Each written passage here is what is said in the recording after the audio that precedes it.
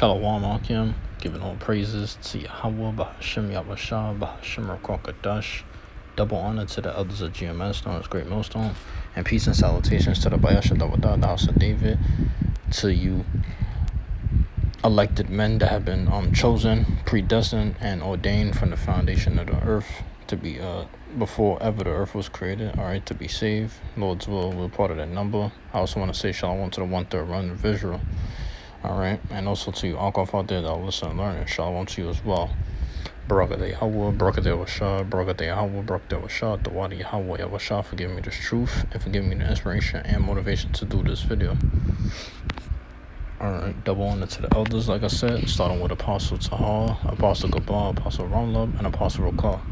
Those are the 4 men that I learned this truth from, and that have told me this truth, so shalom to those men. All right, so we're going to start off with the first scripture.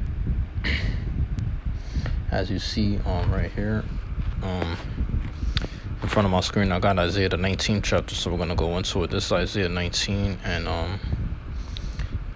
verse 1 through 3. It says, "The burden of Egypt, behold, the Lord Yahweh rideth upon the swift cloud, and shall come into Egypt, and the idols of Egypt shall be moved at his presence."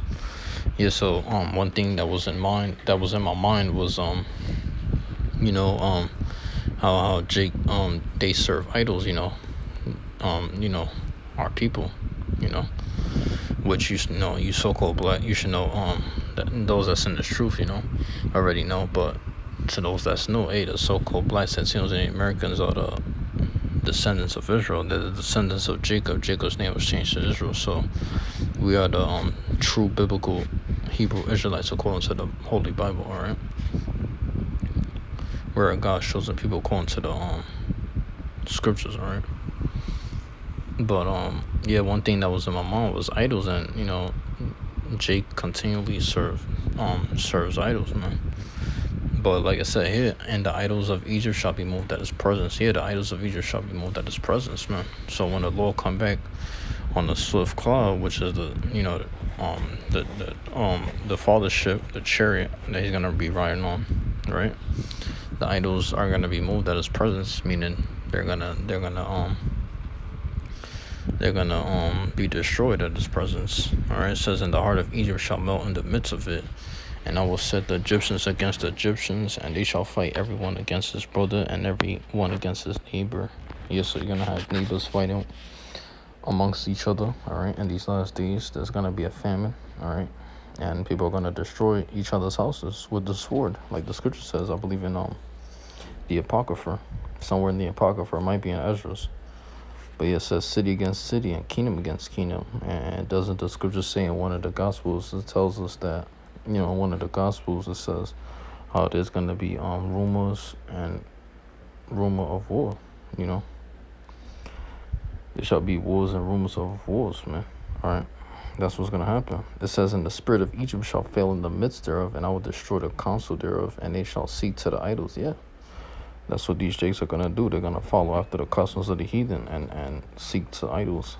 Seek to the idols, It says, "And to the traumas, and to them that have familiar spirits, and to the wizards," So these people that are witches, that's what these people are going to seek to, okay? This is Isaiah 31:1. "Woe to them that go down to Egypt for help, and stay on horses and trust in chariots, because they are many, and in horsemen, because they are very strong, but they look not unto the Holy One of Israel, neither seek the Lord Yahweh come." Yeah, man, so that's what we see, man. Idol worship at an all-time high, This is Sirach chapter 12, verse 8 through 10. It says, "A friend cannot be known in prosperity, and an enemy cannot be hidden in adversity. In the prosperity of a man, enemies will be grieved, but in the adversity, even a friend will depart." Yeah, so, your closest friend, is going to betray you and depart from you, But, in a wicked way, too, because we know the scripture says to arise and depart, which that's spiritually and mentally. You got to arise and depart, and meaning you got to, change your mind, and you got to switch things up, man. You got to fix up your lifestyle, man. You got to arise and depart. You got to forsake Babylon, man. You can't rely on Egypt, like I said, did. woe unto them that go down to Egypt for help. We just read that in Isaiah 31, man. So like verse 8 said, an enemy cannot be hidden in adversity. Yeah. Right, so enemy is known in adversity. He's known to be wicked, and he's known to be a betrayer in adversity. That's an enemy for you. He can't be hidden. He's going to be spotted out. And that's these devils. And that's these 2/3 fallouts. Because when adversity and calamity comes, or pestilence, or any kind of famine, that's when they're the first ones out. They can't endure. That's what's about endurance, man. It's all about the spirit of endurance, man. You have to have endurance. If you're not willing to endure for Yahweh Shemashai, then you're nothing but a coward and a loser, man. Ultimately, bro. Verse 10, never trust an enemy, for like as iron rusted, so is his wickedness. Yeah, so you got to know your enemy for who he is. That's why it says so is his wickedness, because it's talking about Esau. All right. This is verse 16 through 17. An enemy speaketh sweetly with his lips. Yeah, like it says in Psalm, I believe. Either Proverbs or Psalm, but most likely Psalms. It says that his mouth, his words was smoother than butter. An enemy speaketh sweetly with his lips, but in his heart he imagineth how to throw thee into a pit. He will weep with his eyes, but if he find opportunity, he will not be satisfied with blood. Yeah, because even like meats, it has like blood, but eventually, you eat it without the blood or whatever, but certain things have blood in it, like the blood of the grape, like they say, right, or something. Whole use of man's life, I believe blood of the grape is one of them that contains or isn't one of them, but even blood could be found in food, but you wouldn't even know it, because these devils, they don't tell you anything, man. They teach you nothing but lies, man, because they want you confused and confounded, man. But these heathens are ultimately going to be confounded, because look at what they do. They serve idols, man. They serve nothing but idols, man. All right. So, if you find opportunity, he will not be satisfied with blood. Yeah, these devils are never satisfied, man. It says, if adversity come upon thee, thou shalt find him there first. It's talking about Esau, you see. And though he pretend to help thee, yet shall he undermine thee. Yeah, man. It's talking about Esau, which Esau goes back to Cain, and Cain goes back to the serpent. All right. And it all ties up together, man. It all makes sense, because this is prophecy. We'll bring it out at the end of the day in these last days that we're in, Let me just put smooth butter. Smooth butter. Hey, this is just funny to me, man. It's crazy too in a way, because that's the enemy for you, But yeah, Psalm 55 and 21, I found this says the words of his mouth. Yeah, like I said, it's in the book of Psalm, and here it is. We found it. It reads, the words of his mouth were smooth than butter, meaning he could get away with enticing words, man.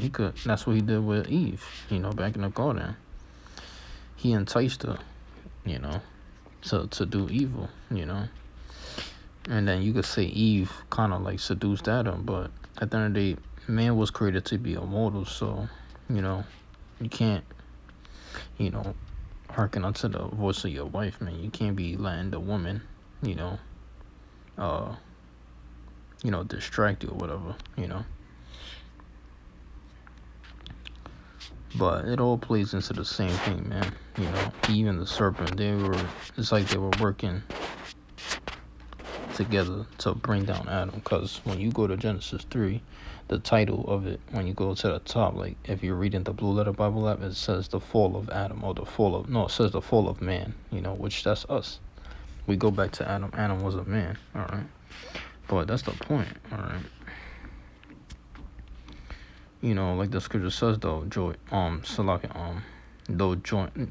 hands join in hand, the wicked shall not go unpunished. So even the serpent, they join hand in hand together, man. Like the scripture says, also it says the deceit and the deceiver is, man. You see, so there's no escaping. These devils are gonna get caught at the end of the day. All right. Any plans, whatever they have, the Lord's gonna catch them, and the Lord's gonna find them out. He's gonna get them. Especially in these last days when he makes his return. It says, the words of his mouth were smooth than butter, but woe was in his heart. His words were softer than oil. Yeah, but they're drawing swords. Yeah, man. And it says here, next verse 22, cast thy burden upon the Lord Yahweh, and he shall sustain thee. He shall never suffer the righteous to be moved. Yeah, so this is what we have to do. We have to cast our burden upon the Lord Yahweh. Alright, so he could sustain us in these last days and keep us away from these devils, man. Like the scripture says, hide me from the secret counsel of the wicked. Because this is what they plan to do and they plot to do. They plan and they plot to take us down. What? That the name of Israel may no more be in remembrance, man. That's these devils for you, man. Alright. Hey, and like we read, never trust thy enemy, man. You know? So you're not supposed to trust your enemies, man. Alright. And like the scripture tells us in Thessalonians, what are we supposed to be doing? We're supposed to be praying without ceasing, man. This is 1 Thessalonians 5:17. It reads, pray without ceasing, you see. Alright, so this is the point. We gotta pray without ceasing, man. Verse 19, quench not the spirit, and also verse 22, abstain from all appearance of evil. Yeah, exactly. Yeah, man. Because evil, that's nothing but a snare for you, man. Alright. It's nothing but a trap.